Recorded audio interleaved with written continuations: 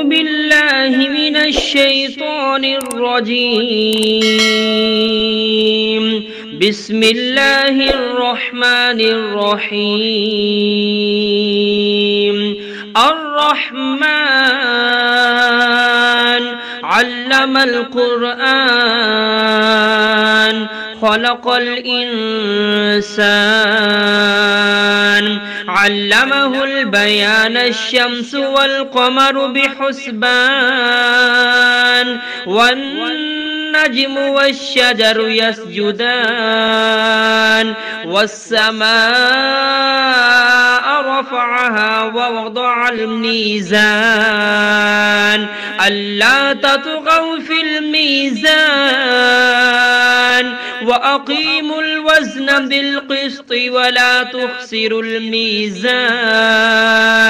والأرض وضعها للأنام فيها فاكهة والنخل ذات الأكمام والحب ذو العصف والريحان فبأي آلاء ربكما تكذبان خلق الإنسان من صلصال كالفخار وخلق الجان من مارج من نار فبأي آلاء ربكما تكذبان رب المشرقين ورب المغربين فبأي آلاء ربكما تكذبان مرج البحرين يلتقيان بينهما برزخ لا يبغيان فبأي آلاء ربكما تكذبان يخرج منهما اللؤلؤ والمرجان فبأي آلاء ربكما تكذبان وله الجوار المنشآت في البحر كالأعلام فبأي آلاء ربكما تكذبان كل من عليها فان ويبقى وجه ربك ذو الجلال والإكرام فبأي آلاء ربكما تكذبان يسأله من في السماوات والأرض كل يوم هو في شأن فبأي آلاء ربكما تكذبان سنفرغ لكم أيها الثقلان فبأي آلاء ربكما تكذبان يا معشر الجن والإنس إن استطعتم أن تنفذوا من أقطار السماوات والأرض فانفذوا لا تنفذون إلا بسلطان فبأي آلاء ربكما تكذبان يرسل عليكما شواظ من نار ونحاس فلا تنتصران فبأي آلاء ربكما تكذبان فإذا انشقت السماء فكانت وردة كالدهان فبأي آلاء ربكما تكذبان فيومئذ لا يسأل عن ذنبه إنس ولا جان فبأي آلاء ربكما تكذبان يعرف المجرمون بسيماهم فيؤخذ بالنواسي والأقدام فبأي آلاء ربكما تكذبان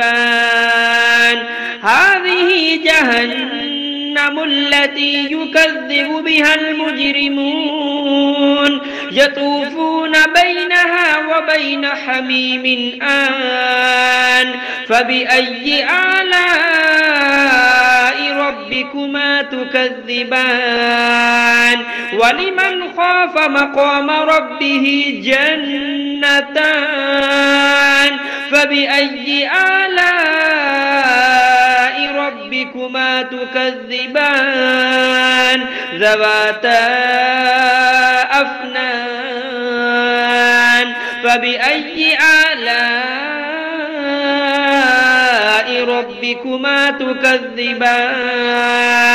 فيهما عينان تجريان فبأي آلاء ربكما تكذبان فيهما من كل فاكهة زوجان فبأي آلاء ربكما تكذبان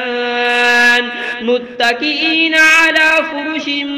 بطائنها من استبرق وجنى الجنتين دان فبأي آلاء ربكما تكذبان فيهن قاصرات الطرف لم يطمثهن إنس قبلهم ولا جان فبأي آلاء ربكما تكذبان كأنهن الياقوت والمرجان فبأي آلاء ربكما تكذبان هل جزاء الإحسان إلا الإحسان فبأي آلاء ربكما تكذبان ومن دونهما جنتان فبأي آلاء ربكما تكذبان مدهامتان فبأي آلاء ربكما تكذبان فيهما عينان نضاختان فبأي آلاء ربكما تكذبان فيهما فاكهة ونخل ورمان فبأي آلاء ربكما تكذبان فيهن خيرات حسان فبأي آلاء ربكما تكذبان حور مقصورات في الخيام فبأي آلاء ربكما تكذبان لم يطمثهن إنس قبلهم ولا جان فبأي آلاء ربكما تكذبان متكئين على رفرف خضر وعبقري حسان فبأي آلاء ربكما تكذبان تبارك اسم ربك ذي الجلال والإكرام.